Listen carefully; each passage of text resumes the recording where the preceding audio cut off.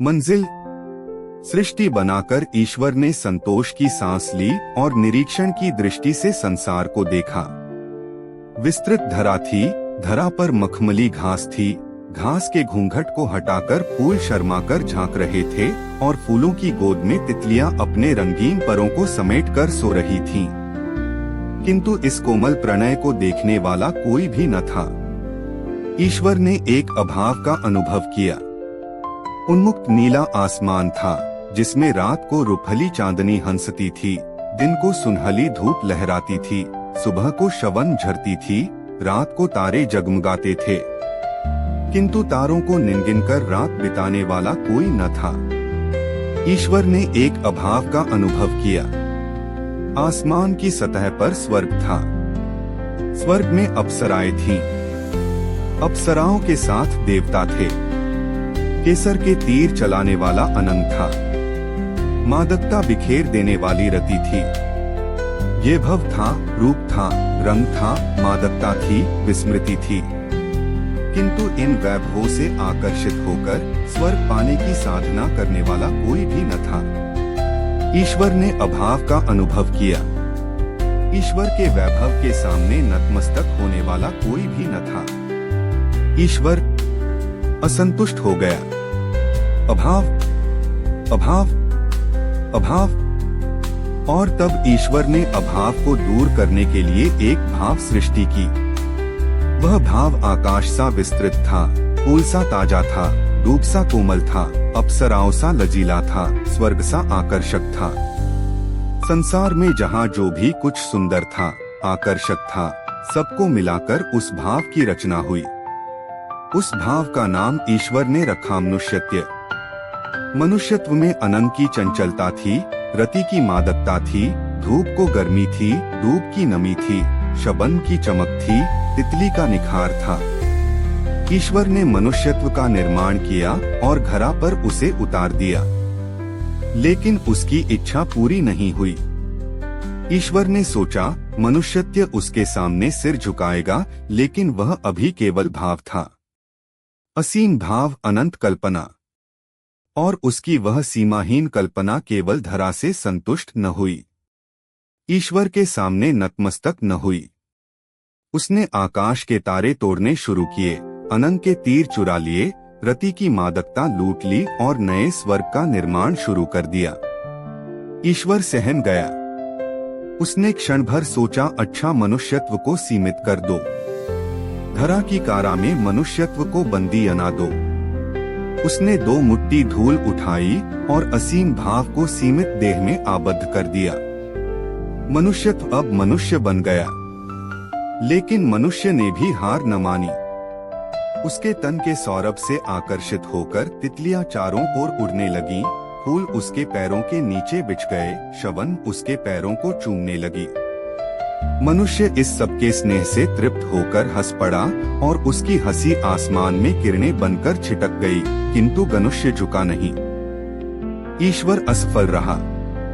उसने सोचा, मनुष्य अभी शबन, तितली सभी को प्यार करता है। अभी उसका प्यार असीम है, इसलिए उसकी सत्ता भी असीम है, उसकी शक्ति भी असीम है, क्योंकि प्यार का ही दूसरा नाम अस्तित्व है और अस्तित्व रखने की सामर्थ्य का नाम शक्ति है।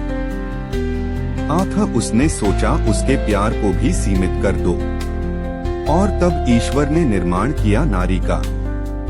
सौरभ सी कोमलता, पुष्प की पार्थिवता के संयोग से नारी का निर्माण हुआ। और एक दिन पुरुष ने देखी फूलों से लदी हुई वसंती झाड़ियों के बीच में लाज से सकुची हुई नारी। पुरुष को एक नया साथी मिला। वह हंसती थी तो फूल झरते थे। पुरुष फूलों को भूल गया।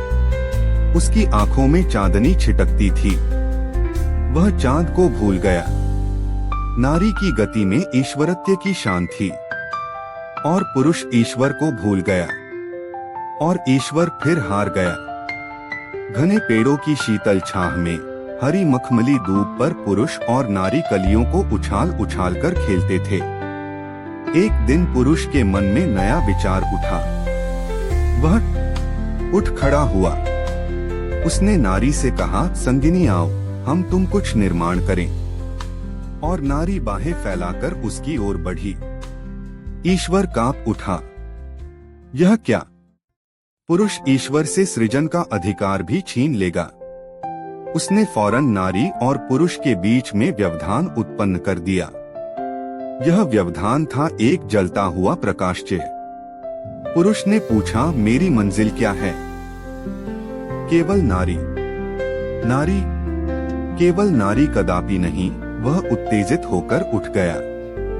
मेरी मंजिल क्या है? उसने चीखकर शून्य से पूछा और नारी को छोड़कर चल दिया अपनी मंजिल की खोज में। उसने बिजली से चपलता ली, औधियों से गति ली, जल से अयक साधना का वरदान लिया और चल पड़ा, चलता गया।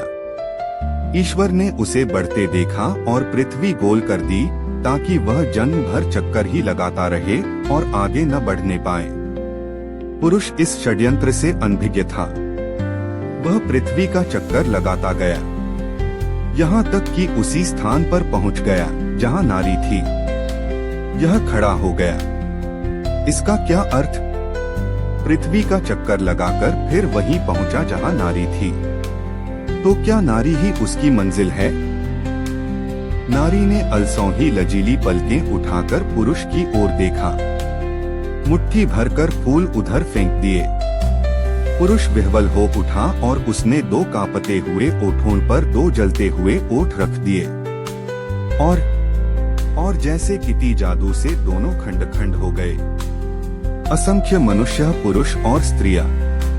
ईश्वर हंस पड़ाए, मनुष्य विभक्त है। वह मेरे सामने झुक जाएगा। लेकिन ईश्वर का अभाव ही तो है उस विभक्त आदम पुरुष की मूलभूत एकता।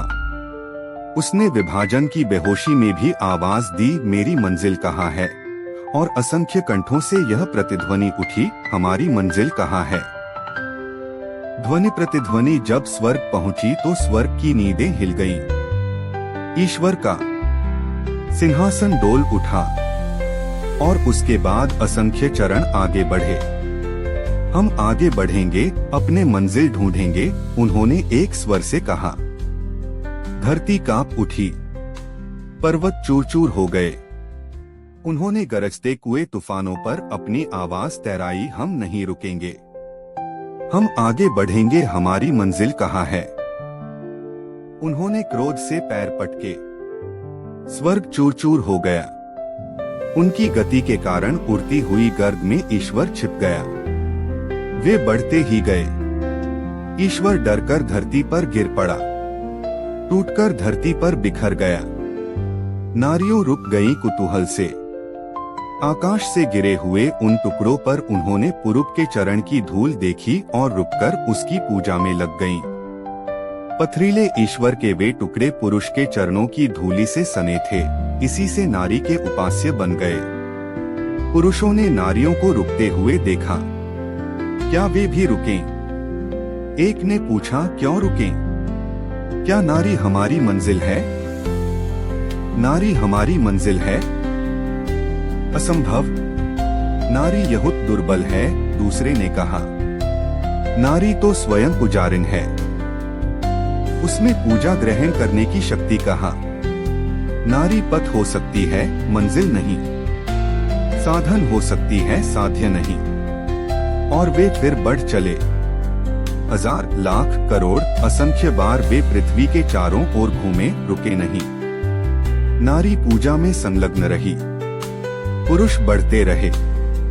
अंत में पुरुष के पैर न यके संतार की पगडंडियों थक गईं। वे बोली, बस करो मुसाफिरों, हम हार गईं।